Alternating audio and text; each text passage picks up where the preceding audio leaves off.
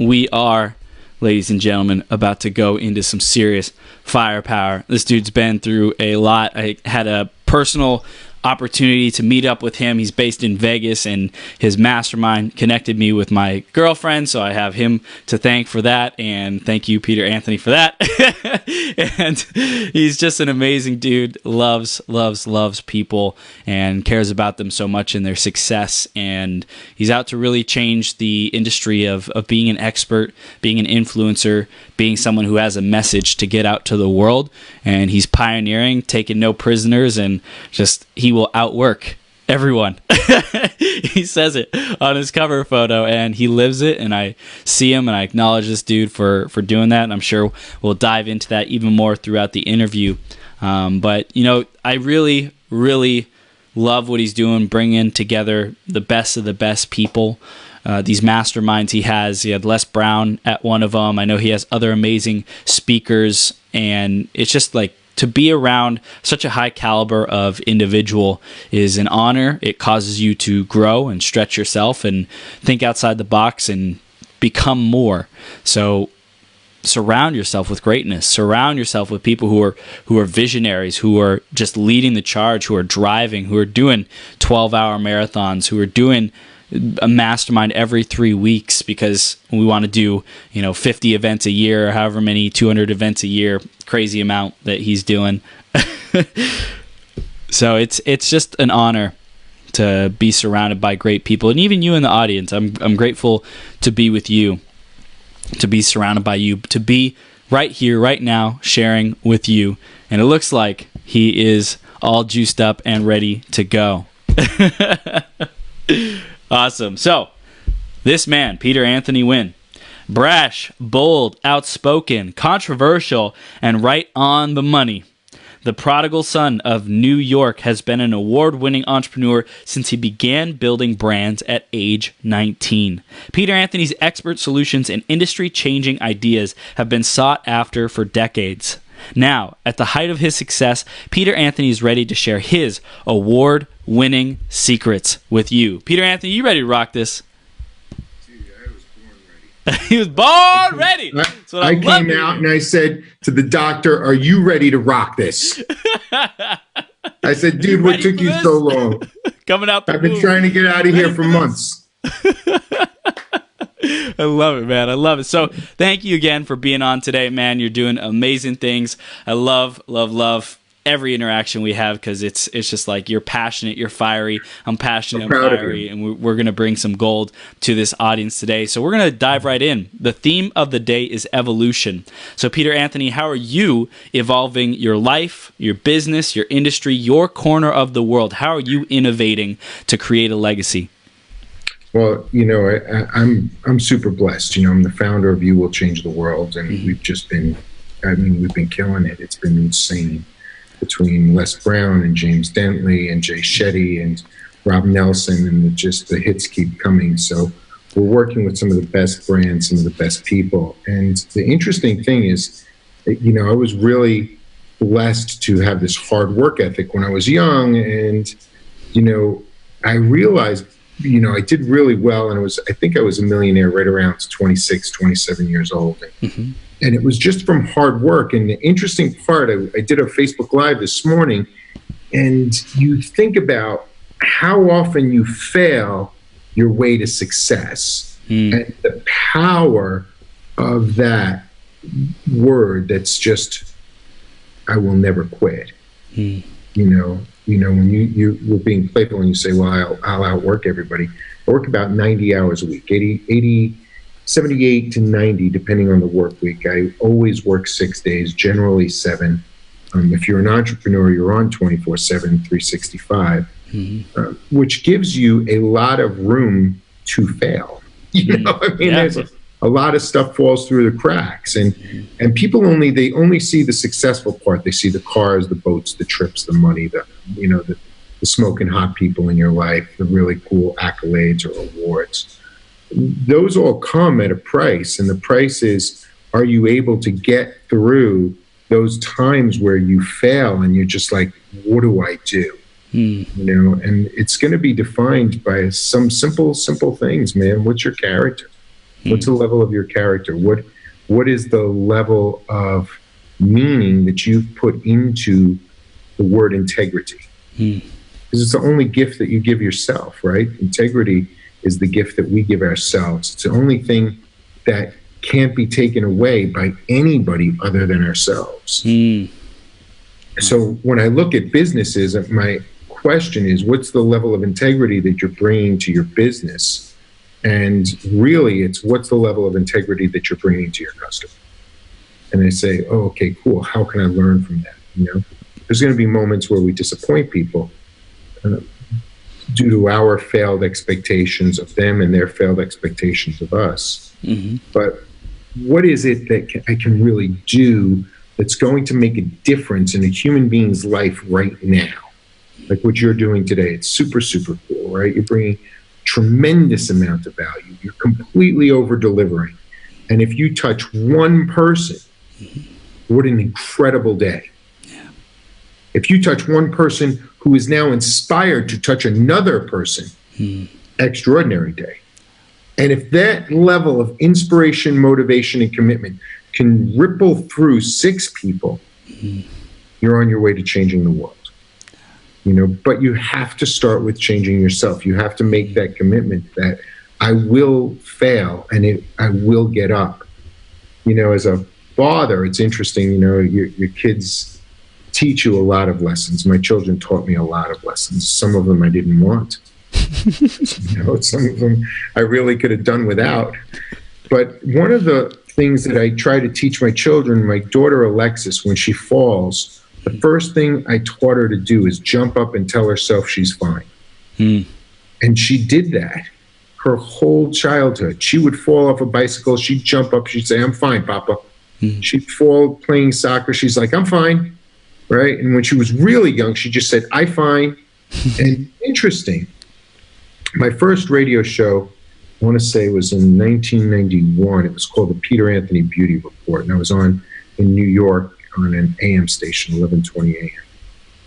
And what was really cool about that show was I would interview people and we would talk about personal development, and which at the time wasn't as much as my wheelhouse as it is now. But we talked about one thing, and I don't know if you remember rollerblades, when rollerblades came out. Yeah. You were probably not born when they came out, but you probably know what they are. Yeah. Right. So, but when they came out, it was the coolest thing in the world because because everybody was looking for technology innovation, right? So you took 4 wheels, right? And you created one group of wheels that had more maneuverability. You could go much faster. It was much smoother. The technology was incredible. And this craze took over the country in like maybe 1991, 92.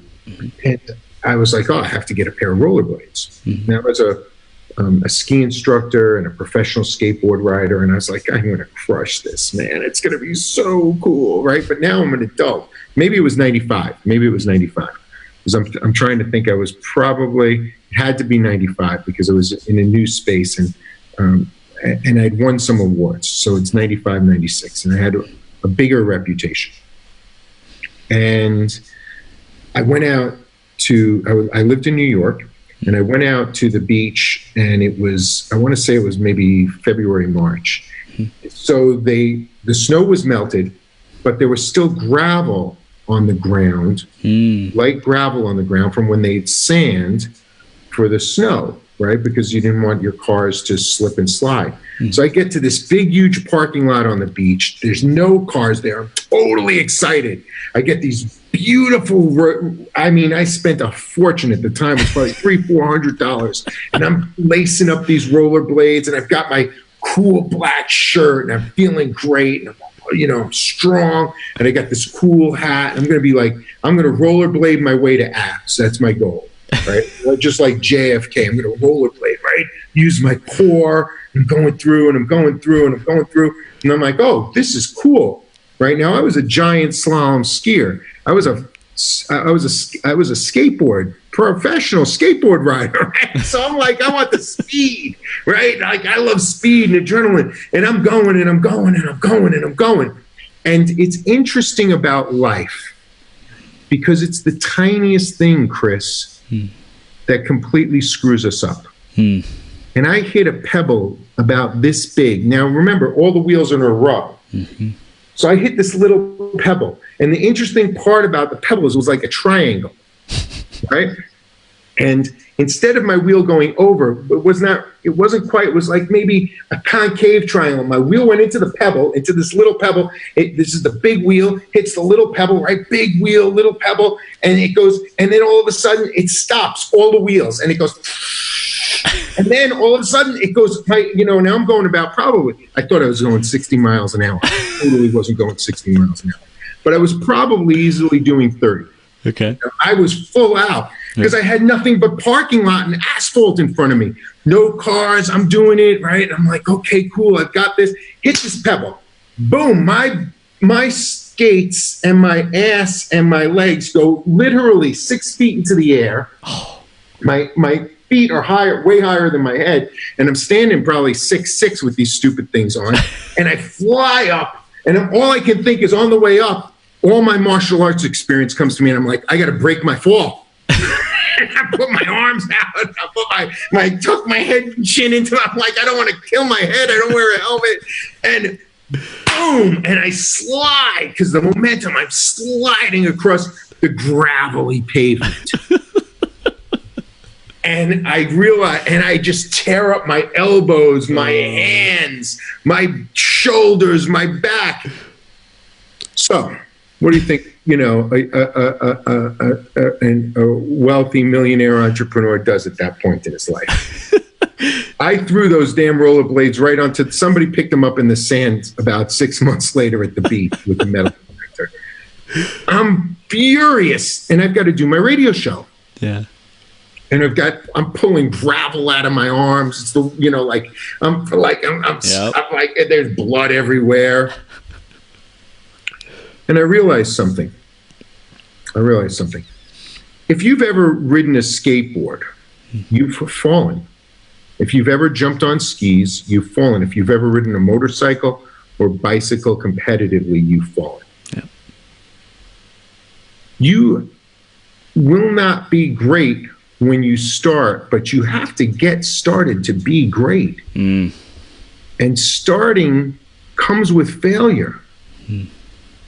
The difference was, as we become older, as we become more successful, as we become more entrenched in our identity, we don't want to tell the world that we failed because we already have a complex. We already believe we're not enough, we can't do it, we don't have enough money, our male gender, we don't have a big enough male thing, we don't, women aren't thin enough, they're not pretty enough, we don't have enough money, we're not, there's a million complexes running around in this age of advertising and false documentation about who we should be. And it wasn't any different in the 90s. It hasn't been any different for hundreds of years. And there's two things that define us. I remember when I was a kid, and when you were a kid, we would fall and we would wear our scars to school like badges of honor. Yep. Oh, dude, check this out. You pull your shirt up and you're like, look at this, man. It's all scratched up, right? Look at this. I got it from here to here. It's the biggest one in the school. Yep. And you'd share that with honor and excitement. I wrecked. It was like boom, boom, boom, boom, boom. It was the most epic wreck on the planet, man. I was 22 feet in the air. And you totally exaggerate about how you failed. Yeah. That's what kids do. They wear that as a badge. As adults, you wear long sleeve shirts for the next 6 weeks. You shut your mouth. You never talk about rollerblading again. And in 1995, I guess it was, I was talking about this on my radio show, and I must have had 100 calls. Because people were realizing that they've been hiding their failures because of their embarrassment, rather than putting them out there to get feedback on how to be better. And the difference between a professional failure and an amateur failure is an amateur is going to go pout. A professional is going to seek professional advice of how to get through that so they don't make the same mistake next time they make a new one. Right. And if you can get through your ego, I posted something the other day. It's when your humility meets your ambition, you will succeed. Sometimes our ambition is so far ahead of our humility that we don't ask for advice, we don't ask for help, and we don't accept it when it comes, because we want to say, no, that's not the way I want to do it. As soon as you say that's not the way I want to do it, you put your ego in front of it. Even if that's the way it's done. So I believe today's conversation should revolve around, listen, you're going to fail. It's just a fact. The reason that we do build the best online courses is because we talk so much about the failures, not the successes. People aren't interested in the success. The success is a byproduct of a job well done, or it's the byproduct of winning lotto. If you're talking about financial success, you can trip over financial success, but are you a captain amongst captains? See, some people, they go out and they buy the rollerblades, but they're not a rollerblader. You know, they buy the captain's suit, they buy the boat. I grew up on Long Island, so I had boats and planes and all this stuff that I thought would make me happy. And they did, in some sense. You know, but it wasn't what I thought would make me happy. You know what I liked best about having a boat? What? When no one was on it with me. Wow. And it wasn't what I thought it would be. The best times in my boat were at 4:30, 4:45 in the morning, where I'd walk out into my backyard, I'd jump into my boat, I'd pull away from my dock, and I would skip across the Great South Bay because it was flat. There were no other boats on the water. No one could see me boating.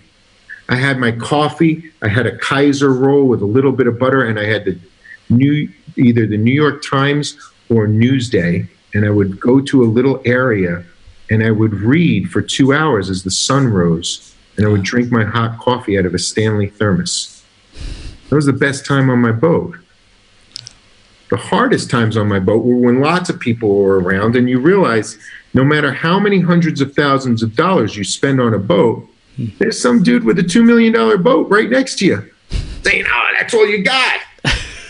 You know, like you buy a 39-foot boat and there's some dude who has a 50-foot boat. And you're like, and when you put a 50-foot boat next to a 39-foot boat, a 39-foot boat, you're like, oh man, I got a stateroom, I got a bedroom in the back, I got a bedroom in the front, I got 2 showers. It's awesome, right?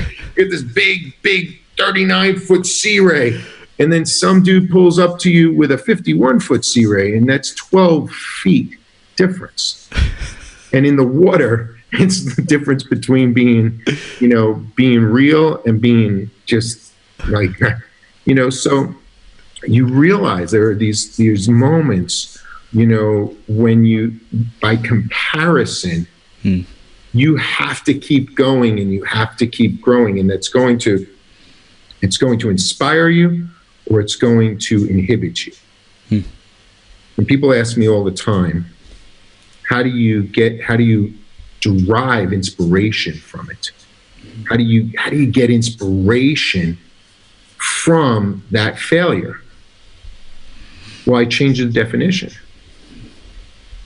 See, I don't look at something that didn't work as a failure. I look at it as an opportunity to see what did work, as an opportunity to see where I really should be going. How can I change the environment to suit the outcome, or how can I change the technology to suit the outcome, or the technology to match the environment? What has to change? And I get excited by that opportunity to encourage a new component of creative process. So to me, it's just a journey, and it's got to be a journey because I've already determined that I don't lose ever, and I never quit. You know, so whatever it is, right now it's a high componentry of my health. I'm working out in the mornings with I have an accountability partner, which is a new word for a personal trainer. Because I didn't really want to be trained. I wanted someone to show up 5 days a week, Monday through Friday, for an hour and a half and keep me accountable. Right. I know how to work out. I just need the accountability. I need somebody to drag me physically. This gentleman happens to be 6'2" and a monster. But I need somebody to drag me physically from my computer to where we're going to train. You know, and sometimes you need that person in front of you right in your face saying, listen, man, you want this, but you're not going to get this until you start doing this. And I know that you're big deal, Peter Anthony, and I know that you know all of that crap, but you can't get to where you want to be if you don't live in some sort of a balance. Right. So our business is doing really well. My family's doing really well. My health, you know, and you can list a series of reasons how I've deteriorated in the last 3 years, or you can list a series of components where I have room to make an epic comeback. And be excited about that possibility for change and evolution. And it's based on how you define it. You know, Yeah. I don't define myself at 55 the same way I define myself at 30 or even 40. You know, for my 40th birthday, I did like 250 push-ups in a row. That was my goal, was to break 200. Wow. And I did like 250, and I was stoked. I was like, yeah, man. And I was with my friend Michelle Esther this morning, and she was like, you know, Peter, remember when we were living in New York City and, you know, all we did was train? And I'm like, yeah, that was my 40th birthday. It was a gift I gave myself. And it was awesome. But now it's, you know, fast forward, 4 kids, a wife, 2 businesses, 14 years, you know, broken arm, rehab. Now I'm like, okay, cool. My life is different. My body's different. My mind is different. But also, my goals are different. So today, my trainer said, well, what's going to feel like a win for you? Because you're already so motivated. And I said, you know what's going to feel like a win for me? I got little kids. I should be their grandfather, not their father. It's going to feel like a win for me is when I'm 70 years old. And I know I heard you talking about stretching. It's so important, right? Yes. Because that the idea of flexibility, Chris, is genius, right? Yeah. You know, you got to go out there, and I know you and Petya practice yoga, and you guys are really into the whole balance of the mind, the body, the spirit, the energy, Right. which is amazing, right? But you got to be flexible in your aspirations as they apply to your new condition. My condition is that I want to be able to, you know, throw a ball with my son. You know, we went camping a couple of weeks ago, and it was awesome. We went on like a 4-mile hike, and I was like, oh, this is cool, man. I enjoy it, you know, but I want to be able to do that at 70 because he deserves that, but I deserve that. I deserve to be the cool dad hiking, you know, Kilimanjaro with my son, and hopefully my daughters will want to go, you know. So we have a long-term plan over the next 16 years that we're doing a family trip to Mount Kilimanjaro. It's beautiful. We're going to hike it as a family, you know, which is not, you know, it's not an insane hike. It's not Everest, you know, but it's very high, and you can, you know, you can go around it, and, you know, it's a 3 or 4 day hike, but it's cool. Yeah. And what a cool thing to do, to fly out to Africa with your kids and your wife and, you know, hike Kilimanjaro. So you got to put that in front. Yeah. And that's sort of like the carrot. Does that make sense? Yeah. So what's the power of having that carrot, the vision, the thing in front when it comes to being able to be resilient from failures or with failures? You know, you know, I don't understand completely the question. It's like, you know, let's just say I'm being completely, what's the word for it? Misogynistic, right? And I'm saying, okay, cool. I love women. You know, I'm totally in love with my wife. She's amazing. You know, she's got a great booty, and I'm a booty guy, right? So when we met, I was living in London, and I'm a fast runner. You know, and I would do every day a 4 or 5 mile jog. This is like 12 years ago, right? And that was, you know, that was my gig. I'd walk 6 miles a day, 4 days a week. I would run 4 or 5 miles. When Stephanie moved to London to be with me, I would just let her run in front of me, and I could probably run 24 miles staring at her booty. So, you know, you have to set your own carrot. You know, for me, that was a carrot. You know, for me, my wife's the carrot. My idea of it, you know, you always need that little piece of cleavage in front of you that's self-designed, that's You know, so every day I look at this, right? So I have, I don't know if you guys will be able to see it. Can you see it? Yeah, yeah. Cool. So this is my vision board, right?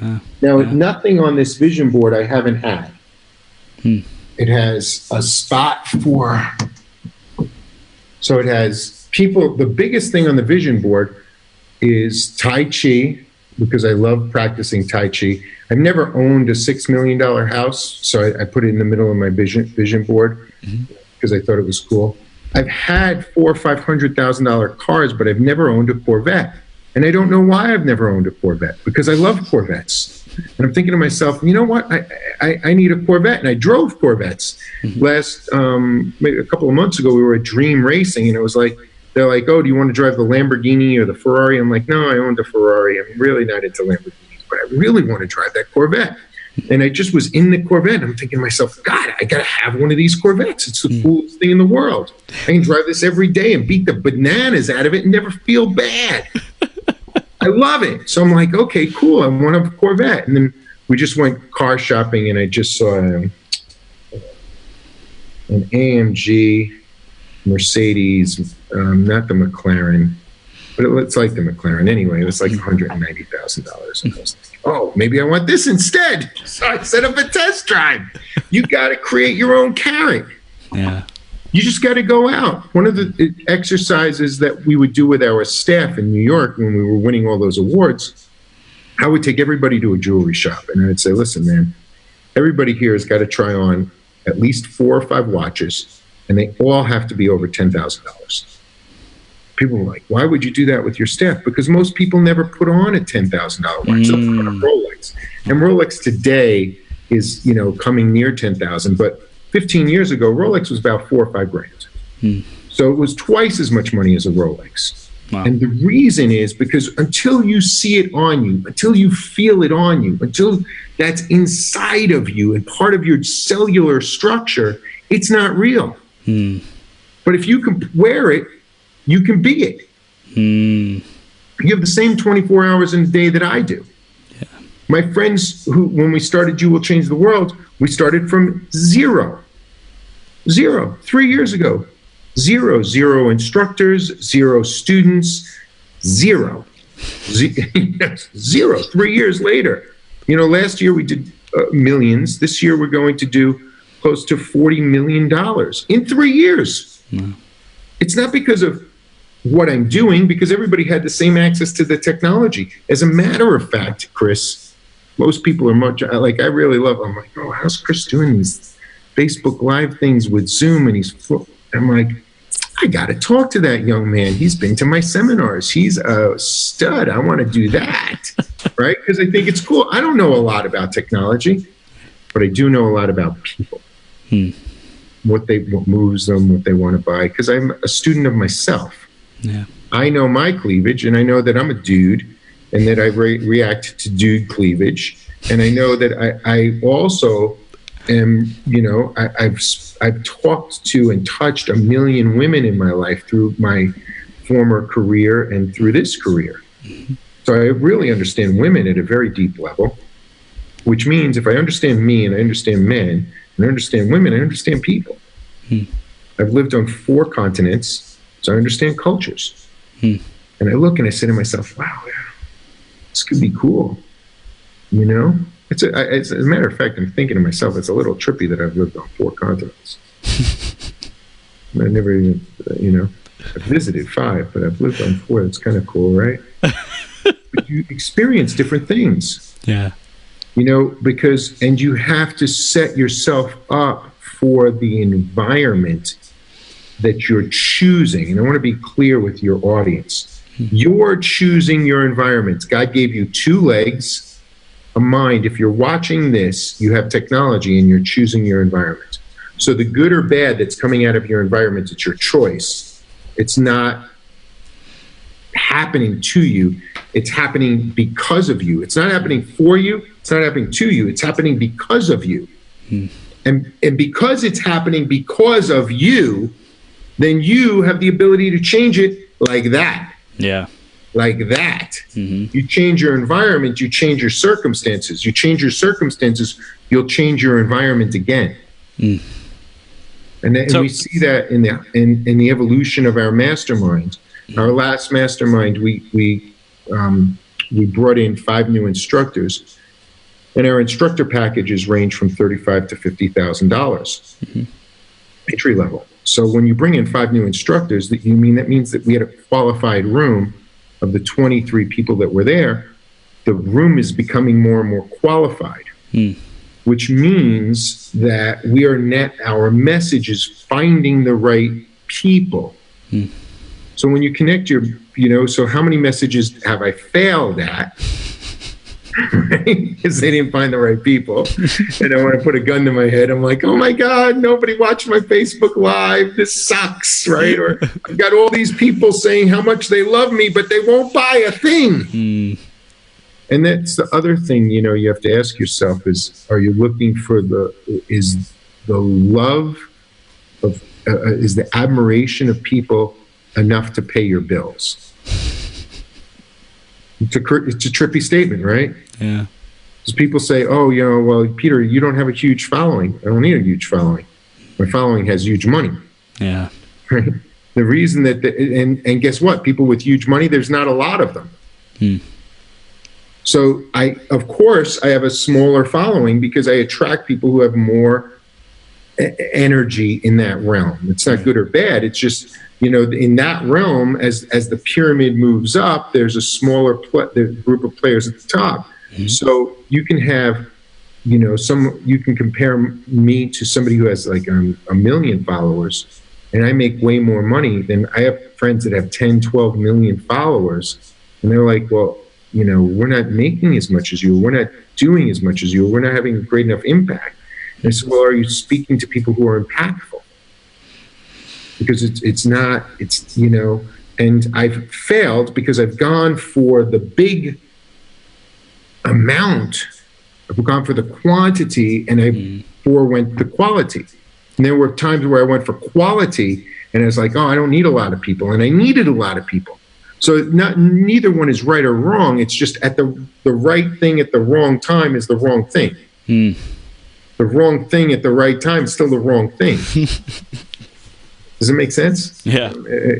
You think it's as valuable to your audience? Yeah, definitely. I think one question they might be asking is like, how did your personal development journey go? Like, how did you become like who you are today to share all this wisdom coming from, just, I don't want to say just doing hairs and salons, but, what did it take for you to transform yourself and have this commitment to personal development? Well, so that's a great question. A really great question. So just to reiterate it, you'd like me to share with you my story about how I started my journey to my own personal development that has prepared me to lead others. Correct. Awesome. When I was 19 years old, I already owned a business, and I was in law school. And I met a gentleman named Tony Robbins. And I was given a book of cassette tapes. And I'd only had a cassette player in my 1970 Camaro at the time, which, although a 70 Camaro sounds like a really cool car, this was not a really cool car. This was a big hunk of junk. But it had a cassette player underneath the dashboard, and I listened to these tapes for about 14, 15 hours. I started in the evening before dinner. I did not leave until breakfast. And I would go running in back and forth to the house to use the restroom and get some more coffee. I'm still a big coffee drinker. And I was so captivated. I'd never heard anything like it. And when I met Tony, he made me write out this one set of ideas. He said his technology, at that point in time, in 1983, 84, maybe it was 84. It was 83 or 84. I'm trying to remember. It must have been the end of 83. No, it was the end of 83. So I was like, oh my gosh, this stuff is really cool. And he was performing at the Waldorf Astoria. And I was a disc jockey at a nightclub at the time called the Limelight. and I was DJing in the city at the Limelight Studio 54. I don't remember which club I was at that evening, but I remember that I had to DJ. It was Thursday. It was a Thursday or Friday night. I was DJing Wednesday, Thursday, Friday. And Tony was coming to town. If you've ever been to a UPW, it's generally like a 4-day, but he wasn't calling it UPW, but he was still doing this whole firewalk idea. The wow, right? Everybody's seminar needs a wow. Write that down. Everybody's seminar needs a wow, something that people can talk about. Every seminar needs an experience people will share socially. That makes it very impactful. So his was walking on fire, and I was a young martial arts kid, and I was like, oh man, I want to learn how to walk on fire.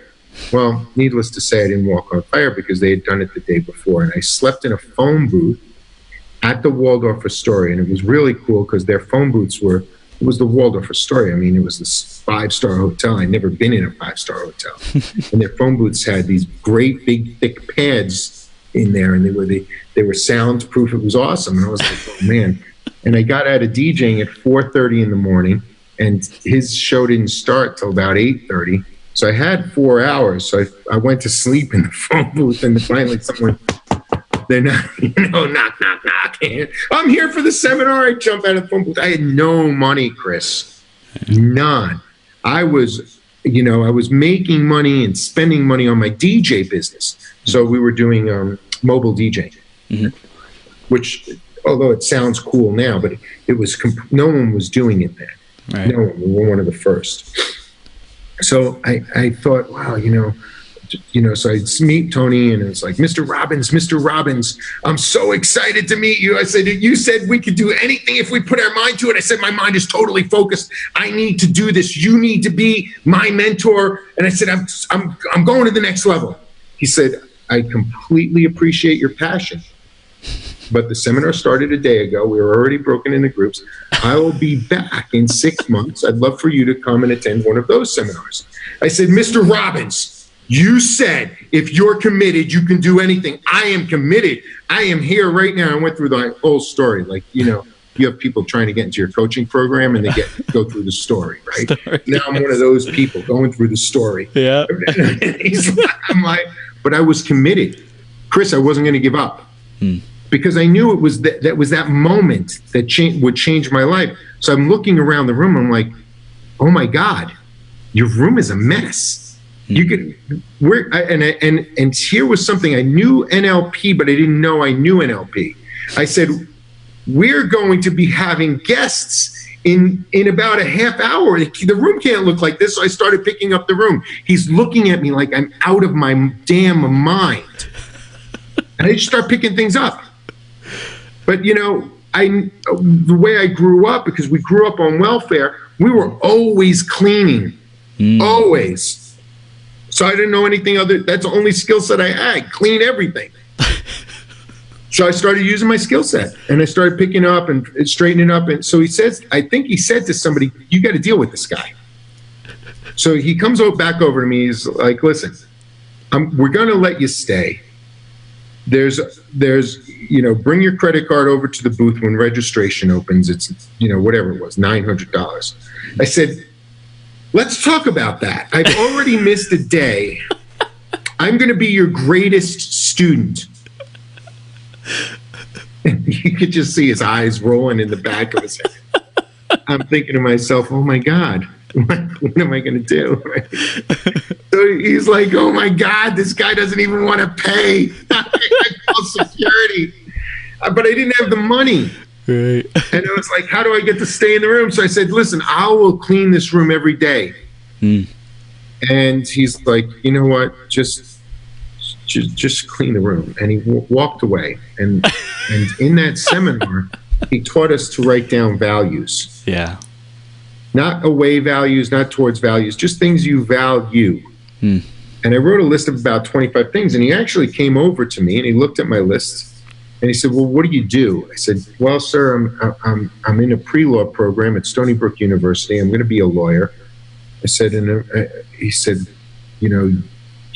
I know that you seemed outgoing this morning, but you seem like a really shy guy to me. How's that been going? And he started talking to me, And he had a real open conversation. And sometimes, Chris, you can't see where you're at as clearly as someone else can see where you're at. And at that moment, I needed somebody to see where I was at. Because where I thought I was at was not where I was at. Where I wanted to be was not where I was at.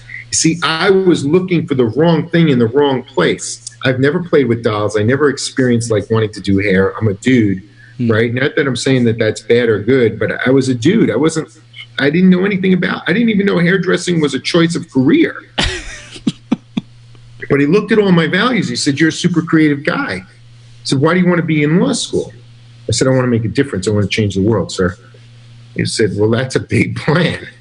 What are you going to do?" I said, "I don't know, but whatever I do, I guess a law degree can't hurt, right?" And I said, "That's fair enough." I said, "How are you going to pay for it?" I said, "Well," because I think he said something like, I don't remember, but it was something like, "Because you obviously have no money," right? Yes. You know, it's like, you can't afford this seminar. How are you going to afford law school? I said, "Well, I guess I'm going to have to get a job and work my way through it." And he said, "Well, what kind of job?" I said, "Well, right now I'm DJing, but I got to be honest with you, man, I'm tired. I DJ all night long, and I haven't been really doing great in school because I'm exhausted. I fall asleep in my classes. And certain classes are only available in the morning." And I'm looking and I'm thinking to myself, "Oh my God." And he said, "Well, you know, what else could you do?" And I don't know. And he said, "Well, what's your biggest fear?" So we got to handle that one first. And I said, "Well, to be honest with you, I am petrified of women." He said, "What?" I said, "You're a disc jockey." I said, "Yeah, but dude, it's easy to stand in the booth and they sort of come up, and when they come up, I don't even know what to say to them, and they're the ones requesting the song." Like, he's like, "Well, we got to work on that." And he kind of showed me a couple of ideas, and one of the ideas was being a hairdresser. And here's the thing about standards. I had really high standards for my grades. I wanted to be the #1 DJ, so I was not ever the #1 DJ, but I was in the best record pool in New York City.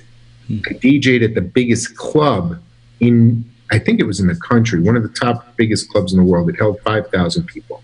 Wow. It wasn't super famous, but it was big. Right. Because it was so big, I got invited to DJ at other big clubs. And this is before DJs were gods like they are today. So, you know, but we were gods in the sense that if you wanted your record heard, you couldn't get on the radio, so you would give it to the DJs. And in the record pool, we would have all these records every week would be given to us. It was really cool. And I was DJing with people like LL Cool J and Sugar Hill Gang and Nucleus and Lisa, all of those early 80s people. They were in my record pool, so I was hanging out with them. So I had this really great, because I wanted to be #1, my standards drove me into an environment that would support those standards. So this is the lesson. If you don't raise your standards, you'll never raise your environment. So you have to raise your standards first, because if you raise your standards first, Chris, you're walking into the environment with the same level of standards or greater standards than already exist in the environment, and the environment will accept you. If you're walking into an environment with low standards, the environment will reject you. I want to make that clear. If you don't change your standards first, but you say, "I'm going to change my environment," and you start hanging out at the country club being who you were, they're going to ask you to leave. And they're not going to do it in a pretty way. They're just going to snub you. And then you've built a reputation within that group that it will be hard to break. So I raised my standards to wanting to be #1. I never made it to #1 as a DJ. But I said, if I'm going to be a hairdresser, which is a complete disaster for an Italian kid from Brooklyn who's dropping out of law school. And I just said, if I'm going to do this, I got to be the best. I just have to be #1. And I won every single contest that I ever went to. And it was based on having a standard. My standard was Vidal Sassoon. I never met Vidal at the time. I've met him later in my career, but I hadn't met Vidal. I didn't know who he was, but I saw him on TV, and I said, man, dude, that dude's a hairdresser? If he's on TV and he's got his own shampoo line with commercials, I can do that. Because my belief, I was young and dumb. I believed if one person could do it, I could do it. Yes. So one of the things that's really important, and I want your audience to write this down, be naive. Have high standards and a high level of naivety. You cannot know that you can't do it. You just must think it's possible because other people are doing it. I mean, you got to be really dumb. And I mean it. You know, it's the same thing for multi-level marketing. You know, anybody who tells you, oh, you know, you're going to get to replace your income. It's going to be so fantastic. You know, you just tell a friend who tells a friend who tells a friend, and all of a sudden you're making money. It's a complete lie. I wrote a book on it, made millions in multi-level marketing, and none of that ever happens. If you're doing an MLM, you better have a meeting a day, and the leaders have 2 meetings to 5 meetings a day, 7 days a week. They don't take a day off for the first 3 years. And that's just the way it is. So you have to be also a student of mentorship. And when I met Tony, I'd already been reading because I was in law school. And the cool thing about being in law school is you get to, in your first year, you get to take a bunch of electives. And I took all creative writing electives, and, you know, I took classes on Shakespeare, and it was just cool. And I was expanding my mind, and it was like, oh my God, look at what Shakespeare's doing. Look at what Beethoven's doing. And as a DJ, you're listening to music and you're interacting with people. So just keep pushing your standards. But you have to want to be the best, Chris. There is no second best. Nobody knows who came in fifth. You can keep the moral victory. It's irrelevant. If you're not trying to be number one, you'll never make it to number 2. You see, the guy who's trying to be number 1, or the woman, will come in second, and that will still be okay. But if you're competing for second and 5 other people are competing for first, you'll probably come in 6th. And no one will know who you are. So you have to come in and be like completely focused on being the number 1 in your niche. Yeah. And that's what I did. And then, you know, and then I couldn't get a job for 3 years. I was the best hair cutter on the planet, probably not on the planet, but I was probably one of the best on the planet, quite literally. But I couldn't get a job because my persona, my look didn't fit the environment. My standard for talent, my talent fit it, but my ability fit it, but my understanding of where I was being somebody else in a new environment. And remember what I just said, you know, when you raise your standards to the environment that you're in, you get to stay. No one was inviting me in because I didn't look like them. I didn't talk like them. I didn't act like them. I acted like a kid who came out of law school who's been practicing how to cut hair a lot.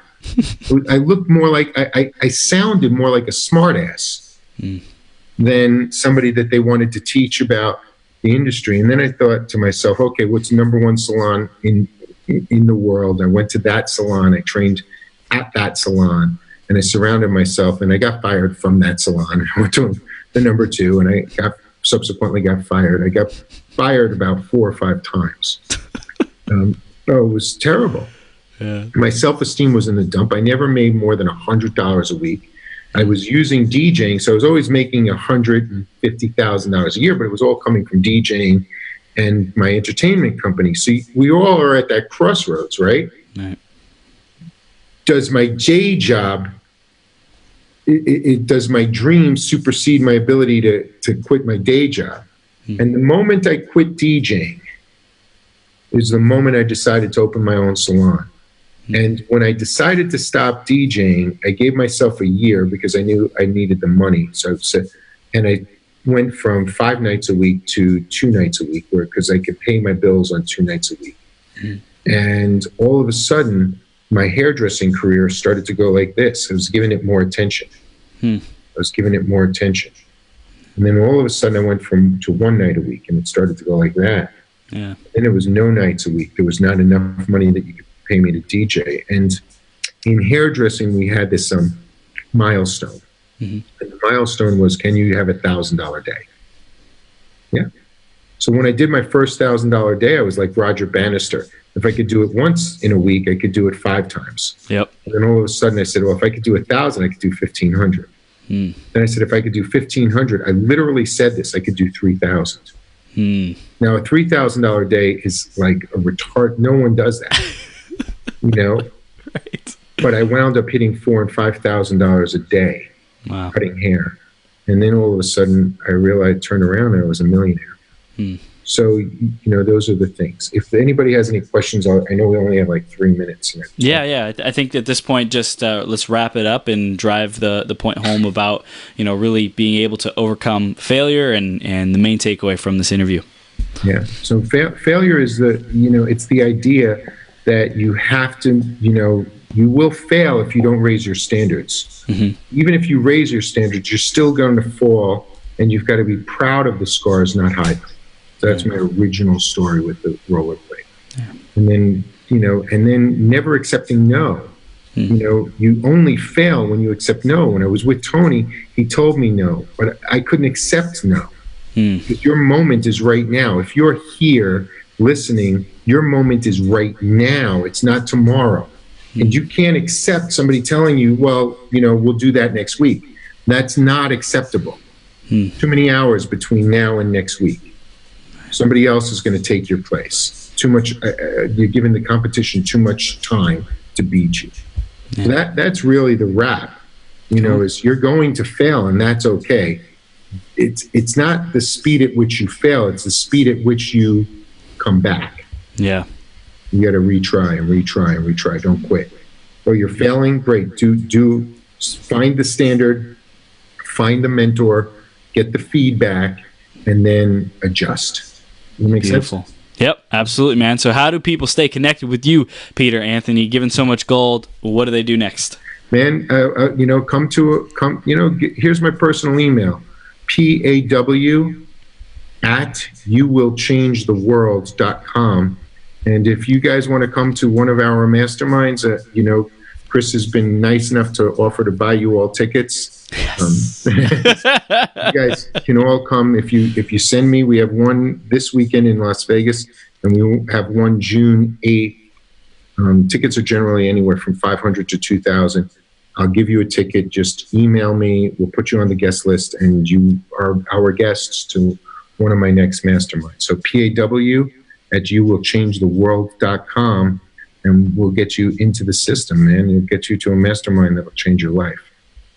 Dude, bring in the heat, man. I love what you're doing, Peter Anthony. Thank you so much. For an hour straight, bro.